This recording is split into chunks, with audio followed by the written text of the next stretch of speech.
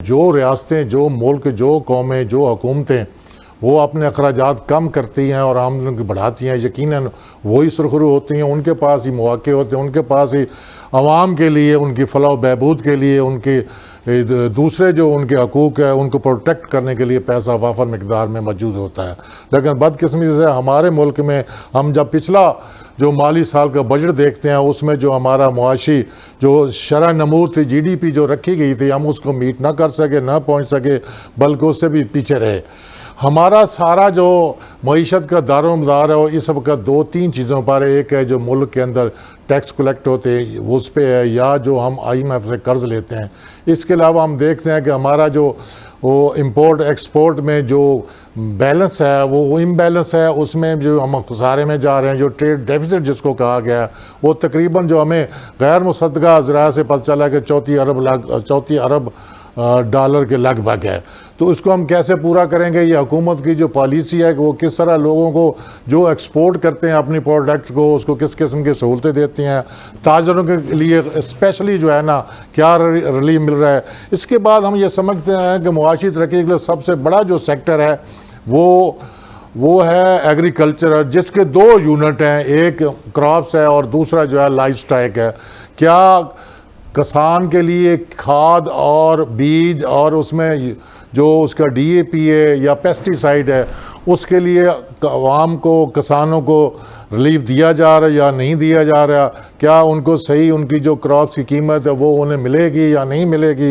ये सारी चीज़ें जब तक आप किसान को फैसिलिटेट नहीं करेंगे, खाद और पेस्टिसाइड और DAP की कीमतें कम नहीं करेंगे, मैं नहीं समझता कि किसान जो है ना वो खुशहाल रहेगा। किसान का खुशहाल होता है यकीनन आपके मुल्क में, जो कि हमारा सबसे ज़्यादा जो दारोमदार है वो ज़राअत पर है, तकरीबन 60 से 70% ये पाकिस्तान जो है इसका जो दारोमदार है वो ज़राअत पे।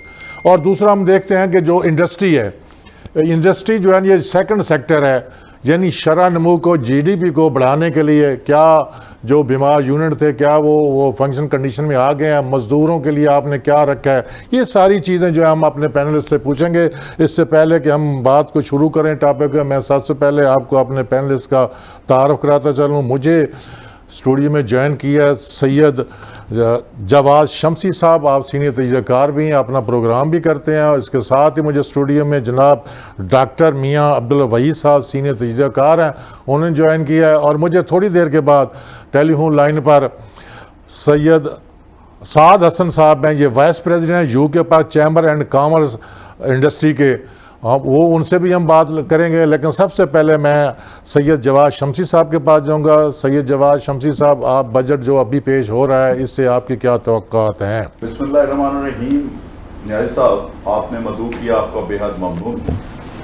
और मैंने खा मेरा अपना प्रोग्राम हो या आपका प्रोग्राम है, तो इसमें मैं बजट में तो हमेशा से यही कहता हूँ और देखता भी रहा हूँ, सिर्फ ये कहने की बात नहीं है, ये लफ्ज़ों का हेर फेर गोरख धंधा है।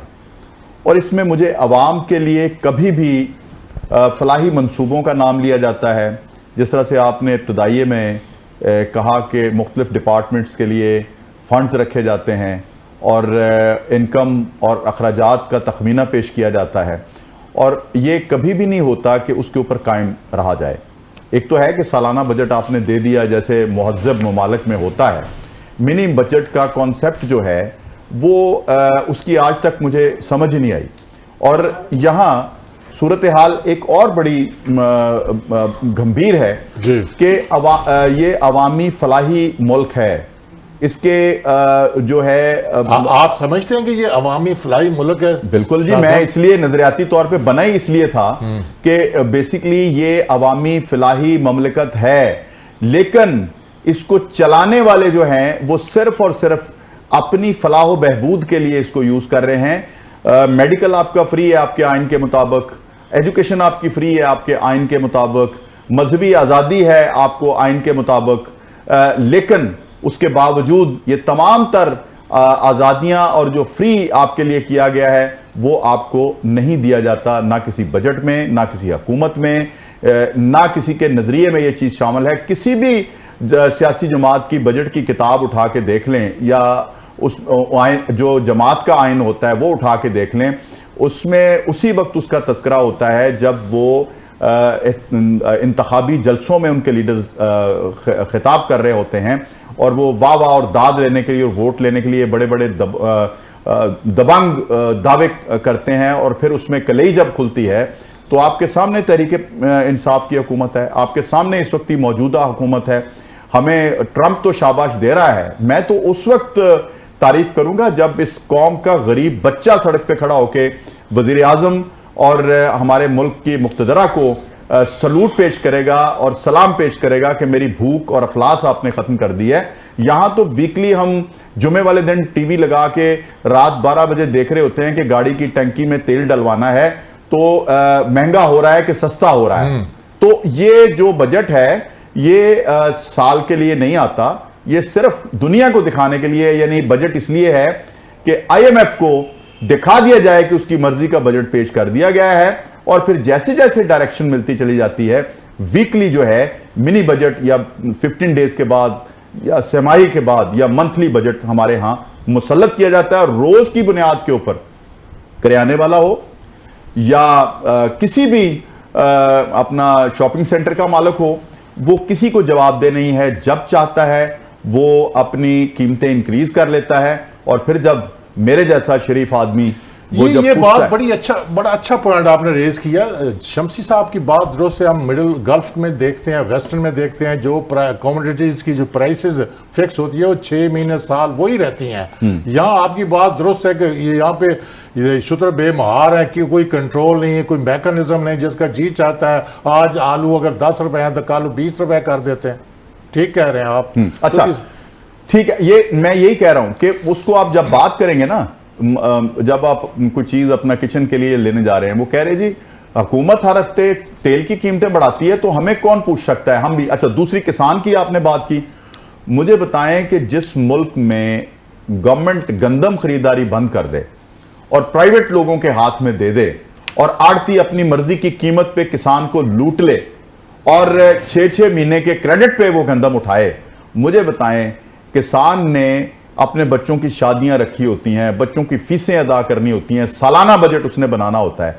जिस मुल्क का बजट सालाना ना हो तो वहां आम अवाम कैसे रोजाना की बुनियाद के बगैर बजट अपना तरतीब दे सकते हैं? और इसीलिए चोरी चकारी और फ्रॉड और धोखेबाजी का रास्ता अपना के लोग फ्रॉड अपना के रातों रात अमीर होने की कोशिश करते हैं। इस मुल्क का ये अलमिया है न्याजी। चलो मैं आता हूं, मैं जरा साद हसन साहब, चूंकि वो यूके से हमें ज्वाइन कर रहे हैं। साद हसन साहब, आप माशाल्लाह वाइस प्रेसिडेंट है UK Pakistan chamber and commerce industry के। जिस तरह जवाद शमसी साहब फरमा रहे हैं कि ये फंडामेंटल राइट्स है, मेजर 3 है, यानी फ्री हेल्थ, एजुकेशन, एम्प्लॉयमेंट। रियासत की ये बुनियादी जिम्मेदारी है कि वो अपनी आवाम को दे। और दूसरा, मैंने ये गुजारिश की कि दुनिया कोई भी स्टेट है वो 2 तबकात के बगैर तरक्की नहीं कर सकती, एक मजदूर और दूसरा किसान। तो आप क्या समझते हैं कि ये बजट जो है ये मजदूर और किसान और फंडामेंटल राइट्स को प्रोटेक्ट करेगी? Thank you so much for inviting me Niazi साहब। बेसिकली हम बजट पे बात कर रहे हैं और आपका सवाल बड़ा एक अहम है, और एक आम जो बंदा, जो कॉमन मैन है पाकिस्तान का, जब भी बजट आता है तो वो एक बार गवर्नमेंट की तरफ उसकी नज़रें होती हैं कि कोई ऐसी चीज़ इसमें से मैं कोई एक ऐसा पॉइंट या ऐसी पॉलिसी देख सकूं कि जो ग्रास रूट लेवल तक, किसानों तक, या फिर किसी आम तबकाती जो बंदा है जो डेली वेजेस वाला है उस तक जा सके। बड़े शुरू से, स्टार्टिंग से हम देखते आ रहे हैं जब भी बजट आता है। अब तो आप सारी दुनिया को पता है कि IMF के जो है वो उनको खुश करने के लिए हम ये कुछ बजट्स में तरमीम करते हैं, और हमेशा से जब भी कोई नया बजट आता है तो पिछली जो दी गई कुछ मिरात हैं उसमें से मजीद वो मिरात खत्म कर दी जाती हैं। हमारी GDP ग्रोथ जो है इस टाइम 3.7 है, जबकि हमारा हदफ था 4, 4.2 हदफ से भी कम है, 7.2 सॉरी। और हमारी जो पाकिस्तान की इस टाइम इकॉनमी है वो $4.52 बिलियन की हमारी साइज की इकॉनमी है। एग्री ग्रोथ की आपने बात की, एग्री ग्रोथ हमारी सिर्फ 2.9% है, हमारी टोटल इनकम का 18% जो है वो हमारी एग्री से रिलेटेड है। मेरे जो होम टाउन है, मैं साउथ पंजाब से मेरा ताल्लुक है, मैं आज आपको बताता चलूँ कि हमारे पूरी दुनिया में जूनिंग है। हमारी टेक्सटाइल इंडस्ट्री 60% जो है वो हमारी एक्सपोर्ट में अपना पार्टिसिपेशन देती है। और फार्मर ग्रोथ शुरू होती है ये टेक्सटाइल जो ग्रास रूट लेवल पे वो है कपास कॉटन से।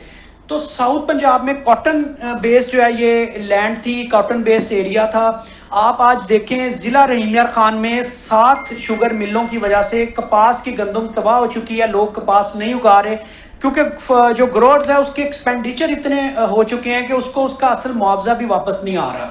सही। और ये एक शुगर माफिया है, वो आप अपनी मुताबिक जो है वो पॉलिसीज बना के जब शुगर है वो बाहर भेज देता है गवर्नमेंट से मिलके, और जब शुगर की प्राइस बढ़ जाती है तो शुगर बाहर से इंपोर्ट करनी पड़ती है।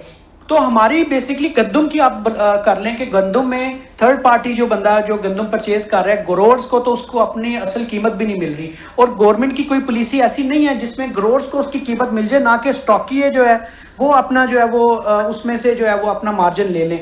तो ग्रास रूट लेवल में सर हमें ये करने की ज़रूरत है। हमारा किसान खुशहाल होगा ना सर, और वो हमारा किसान जब खुशहाल होगा, मुल्क अपने बिजनेसेस में, इकोनॉमी में वो ऐड ऑन करेगा, अपनी शादी पे भी खर्चा करेगा, कारोबार पे भी खर्चा करेगा, तो उसका इम्पैक्ट आगे तक भी जाएगा। तो बेसिकली ये चीज़ें हैं। इंडस्ट्री जो है हमारी, इलेक्ट्रिसिटी का जो इशू है हमारा, एनर्जी क्राइसिस, एनर्जी की वजह से, ठीक है वो महंगी है एनर्जी की। मेरा एक मासूमाना सवाल है सबसे, जो ऊपर भी सब देख रहे हैं, तो ईरान से हम सस्ती गैस और बिजली क्यों नहीं ले पा रहे? आपको पता है कि ईरान से ऑफ द रिकॉर्ड पेट्रोल आ रहा है जो कराची में बिक रहा है, बलूचिस्तान में बिक रहा है, लेकिन उसका जो आने का पाकिस्तान की इकोनॉमी में कोई फ़ायदा नहीं हो रहा। तो हमें एटलीस्ट अगर हमने थोड़ा सा रिवाइव करना है तो हमें अपने हमसाये मुल्क से, ख़ासतौर पर ईरान से पेट्रोल गैस को जो है वो मुल्क में लेके आना है और लीगल वे में लेके आना चाहिए, जिसका इंडस्ट्री को भी फ़ायदा हो। जी ठीक हो गया। मैं ज़रा डॉक्टर साहब, मियाँ साहब मुझे ये बताएं, जिस तरह साद हसन साहब फरमा रहे हैं, बात तो दुरुस्त है कि जो एरिया, जो जोन जो कॉटन के लिए था वहाँ आपने शुगर मिलें लगा ली, जहाँ शुगर मिलें लगनी चाहिए थी वहाँ कोई और चीज़ आपने काश्त कर दी। 60% आपका दारोमदार एग्रो इंडस्ट्री पे है। एक तो इसका मतलब ये हो कि जीडीपी का जो मेन जो आपका सेक्टर है वो तबाह बर्बाद हो गया। दूसरी उन्होंने ये बात बड़ी अच्छी की, मैं समझता कि पहले ऐसा होता रहा, शहबाज शरीफ जब चीफ मिनिस्टर थे, इमरान खान के दौर में किसान से गंदम जो है ना माकूल उसको कीमत देकर ख़रीदी जाती थी। अब मिडल मैन एक माफिया के हवाले कर दिया गया है। आप क्या तजावीज़ देंगे हुकूमत? बिस्मिल्लाहिर्रहमानिर्रहीम। शुक्रिया आपका। एक अहम तरीन इश्यूज़ के ऊपर आपने मुझे भी मदऊ किया। तो हजूर बात यह है कि ये एक ज़राई मुल्क है और हमारी ज़राअत की कोई पॉलिसी नहीं। जब तक कि आप इस मुल्क में जामिया पॉलिसी ज़राअत के लिए नहीं बनाते, आपकी मैं नहीं समझता कि आपकी ना तो इंडस्ट्रियलाइजेशन हो सकती है, ना ही आपकी कोई ट्रेड पॉलिसी इतनी कामयाब हो सकती है। ये हमारी जितनी इंडस्ट्री भी है वो भी सारी एग्रो बेस्ड है। तो एक ज़राअत की एक जामिया पॉलिसी बनाए जो अगले 50 साल के ऊपर मुहित हो, कम अज़ कम। अगर 100 साल के लिए बन जाए तो बहुत ही अच्छा है। लेकिन हमारे यहाँ क्या है कि पॉलिसीज़ अगर बनती नहीं है कि मुल्क चला करते हैं पॉलिसीज़ के ऊपर, और आपने क्या में पाकिस्तान से लेकर आज तक आप बता दें कि आपने कोई एक जामिया एग्रीकल्चर पॉलिसी बनाई हुई हो, नहीं बनाई, हमने आज तक नहीं बनाई। तो उसके लिए बड़ा ज़रूरी है आप 3 ये पॉलिसी प्रायोरिटीज़ के ऊपर आप काम कर लें। आपकी ज़राई पॉलिसी आ जाए, आपकी ट्रेड पॉलिसी आ जाए और आपकी इंडस्ट्रियलाइजेशन की पॉलिसी आ जाए, तो फिर आपका मुल्क जो है ना वो तरक्की कर जाएगा। उसके बाद आपको जो चाहिए वो एजुकेशन चाहिए और फिर आपको चाहिए हेल्थ चाहिए। ये तभी मुमकिन होगा जब ये तीनों चीज़ें आपके पास ये सर्वाइव कर रहे हों।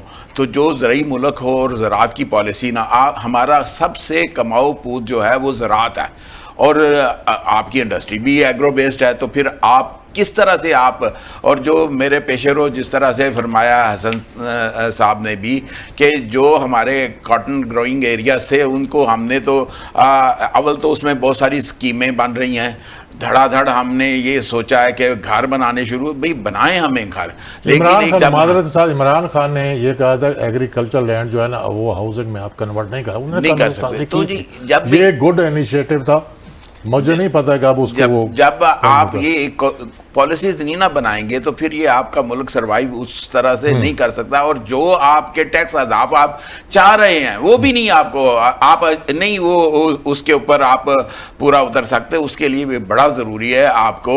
और अगर आप टैक्स अहदाफ को भी आप करना चाहते हैं कि जी वो हासिल करना चाहते हैं तो उसके लिए भी आपको चाहिए कि आप ताजर नुमाइंदों को, पाकिस्तान की हर मार्केट में ताजर नुमाइंदे हैं, आप उनको बिठाएं, उनसे तजवीज़ लें और फिर उनको उनकी की मार्केट में उनसे कहें। उनको पता है कि कौन सा ताजर बड़ा है। बहुत सारे ताजर ऐसे हैं, बज़ाहिर हमारी एक छोटी सी दुकान है, आप चले जाएं हमारा अंदरून शहर जो सारा हमारी ये सारे का सारा जो शहर है आपका लाहौर शहर, ये सिर्फ ये लाहौर शहर ही आपके पूरा बजट के हदाफ आपके पूरे कर सकता है।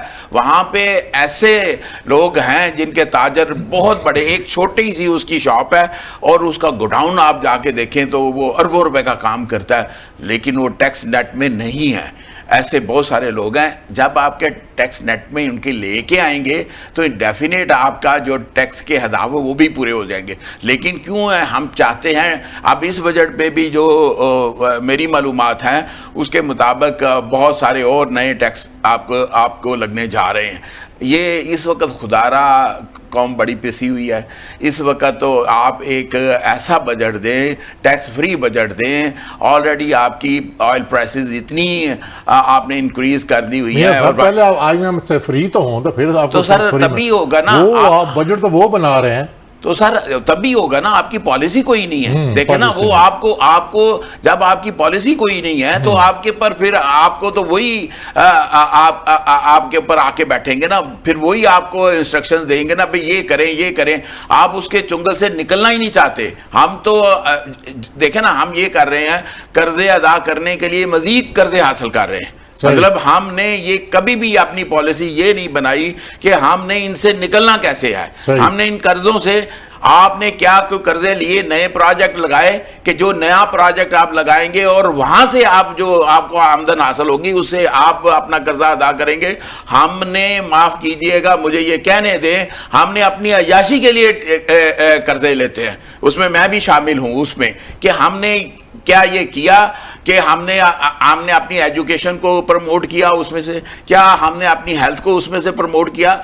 मतलब ये चीज़ें हमें, अगर आप चाहते हैं एक ज़राई पॉलिसी हो और ज़राअत की पॉलिसी भी अगर आपके हो तो वो कहाँ से स्टार्ट करना है। आप देखिए हमारे पड़ोस में मोर देन 350 एग्रीकल्चर यूनिवर्सिटीज़ हैं और आपके पास कितनी है? 3 यूनिवर्सिटियाँ नहीं है आपके पास। आप, एक ज़माना ये था कि आपने फील्ड लेवल करने के लिए इंडिया को आपने, उनके किसानों को आपने ट्रेनिंग दे के भेजा, और आज ये है कि आज आपका जो फी एकड़ पैदावार है वो 25 से 30 मन आज भी है। वो कोई किसान ऐसा है जो 100 मन भी ले रहा है, लेकिन उनकी ओस पैदावार साथ वाले पड़ोस में हमारे उसकी जो फी एकड़ पैदावार है वो 70 to 75 जो है फी पर एकड़ है। अच्छा। तो अब हमारा जो है, अब ये देखें कि हम कहाँ खड़े हैं। आपकी जो प्रोडक्शन है वो मोर देन 100 जो फी एकड़ पैदावार आप ले सकते हैं, फी मान एकड़ पैदावार आप ले सकते हैं अगर रिसर्च सेंटर और बीज वगैरह ये सारी चीजें जी ये सारी हो। अच्छा, मैं जरा सैयद साहब ये मुझे बताएं, मैं देख रहा हूँ जो उन्होंने सर्वे पेश किया उसमें मुझे बड़ा मजाक सा लग रहा है। वो कहते हैं कि जी देखें जो डेयरी और लाइव स्टॉक है, एग्रीकल्चर ज़रूरी मईशत में 60% हिस्सा है हमारे पूरे उसका जो बजट है। कहते हैं कि सीमेंट सेक्टर में 10% और फर्टिलाइज़र सेक्टर में 17% ग्रोथ हुई, मगर अफसोस का मुकाम क्या, ना खाद DAP सस्ती हुई, ना खाद सस्ती हुई। किसान को क्या मिला? ये क्या अल्फाज, किस किस्म के ये अल्फाज साहब? मैं तो पहले अर्ज कर चुका कि ये सिर्फ हेरा फेरी अल्फाज का गोरख धंधा है। मेरे जो मुअज़्ज़ज़ साथी बैठे हैं आपके मेहमान, इन्होंने बड़ी तफसीली बात की, और डॉक्टर मियां साहब और दूसरा जो साद साहब हैं उन्होंने भी बड़ा, मैं समझता हूँ बड़ी सिलेक्टिव बातें की, लेकिन की वही जो मसाइल हैं। मैं आपके सवाल का जवाब देने से पहले मैं 2 पॉइंट जो उठाए गए कि पेट्रोल जो है वो हम ईरान से नहीं ले रहे। अच्छा जी, अगर हम किसी को कुर्बानी दे रहे हैं किसी के लिए, सर गुलाम कोई कर सकता है अपनी मर्जी से सुने जरा, अगर हम किसी के लिए कुर्बानी दे रहे हैं, जरा इस पे जरा गौर फरमाइएगा, जो कि ये कौम बनी कुर्बानी देने के लिए, कुर्बानी दे रहे हैं, तो फिर जिनके साथ हमारा दिफाई मुआहिदा हुआ है वहां माशी मुआहिदा भी होना चाहिए। बिल्कुल कि हम अगर ईरान का तेल छोड़ रहे हैं तो आप हमें क्या रियायत दे रहे हैं, तो वहां अवाम के लिए बात करें। वहां अवाम के लिए तो बात नहीं, वहां तो हुकूमतें पक्की करने के लिए जाते हैं, वहां से ये अप्रूवल्स लेने जाते हैं, वहां ये अपनी मुस्तकबिल को सिक्योर करने जाते हैं। अवाम को तो ऑफलोड किया जा रहा है। अगर कोई बेहतर फ्यूचर के लिए पाकिस्तान से बाहर जाना चाहता है, रेमिटेंसेस के लिए जाना चाहता है, मुल्क की बेहतरी के लिए जाना चाहता है, अपने मफाद के लिए जाना चाहता है, उनको उनके वीजे सही होने की बुनियाद पे भी उनको जाने नहीं दिया जाता, उनको ऑफलोड कर दिया जाता है। यहां गरीब आदमी के बच्चे के लिए मैं मायूस नहीं हूं, मायूसी कुफ्र है, लेकिन मैं इस लिहाज से यह बात करना चाहता हूं कि ये कम से कम ये रिकॉर्ड पे आ जाए कि इस वक्त सूरत हाल इतनी अच्छी नहीं है जिसका असम्बली में भी तस्करा होता है, पार्लियामेंट में भी तस्करा होता है, ट्रंप के नारों पे ऊपर बड़ा जोशो खरोश दिखाया जाता है। मैं बार बार ये कहता हूं कि ये जो न्याजी साहब ने 3 सवालात उठाए हैं, किसान की खुशहाली जो है एक जुमला बड़ा मोतरजा तो नहीं है, क्योंकि सोशल मीडिया पे भी टीवी पे भी इसको आम, किसान की तरक्की तो बढ़ गई, उसको तो इन्होंने रुला दिया। जिस मुल्क का किसान रोएगा उस गांव का काम करने वाला वर्कर जिसको ये कामा कहते थे वो कैसे खुशहाल हो सकता है। मेरा ये सवाल है ये कौम से भी और अपने साथियों से जी। ठीक, अच्छा साद हसन साहब, मुझे वक्फे पे भी जाना, लेकिन एक सवाल मैं करके जा रहा हूं, बल्कि आप जवाब दे दें। ये कहते हैं कि जी पाकिस्तान स्टॉक एक्सचेंज में इन्वेस्टर बेस बढ़कर 5,63,000 से तजावज़ कर गई।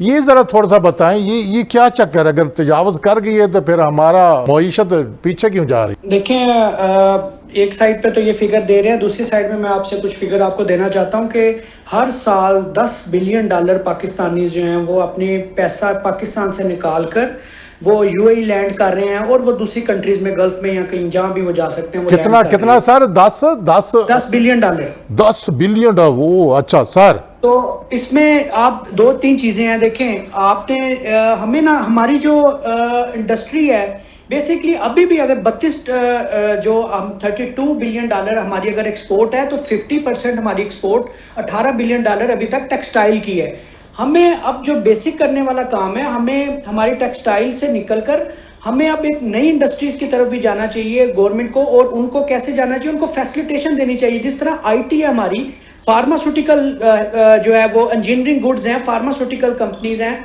इस अपनी एक्सपोर्ट को मुयस्सर सिर्फ टेक्सटाइल पे ना करें, जहाँ सिर्फ राइस पे ना करें। हमें थोड़ा सा अब नई मार्केट की तरफ जाना चाहिए। हमारा ज्योग्राफिकली अगर हम देखें तो पाकिस्तान का खिता अल्लाह पाक ने बड़ी नेमतों से नवाजा है। एक साइड पे हमारे चाइना है, दूसरी साइड पे हमारा जो है वो आपका ईरान से होते हुए हम ये सेंट्रल एशियन कंट्रीज हैं।